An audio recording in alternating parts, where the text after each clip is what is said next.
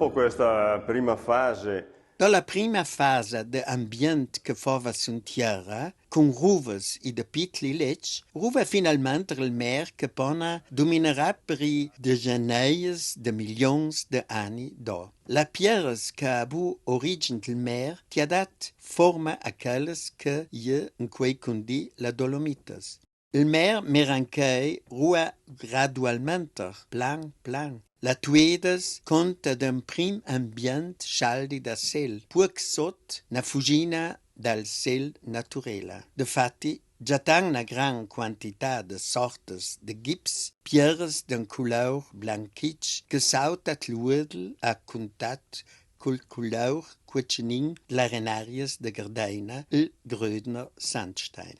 Davia qu'un tel ambient ne genia adatta alla vita, ne giatan qu'il gips de gung fossi, do devant al mer gradualmente for plus sot, in schi cuntan la pierres correspondentes i rests di tires que avevu de quel ambient oramai de fin qu'il mer.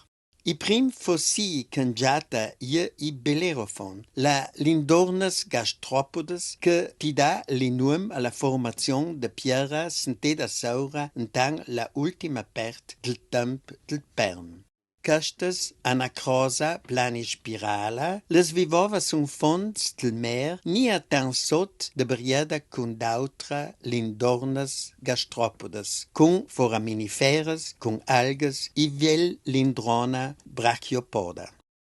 Casta unions, încerce nia dra ricas de sortes, testimoniei un ambient de mer puc sot, ciao cun assai energia e a uni moda que va schaldi a una cun la vita de quis organismes adjudiquet de la gran compeida de si fossi.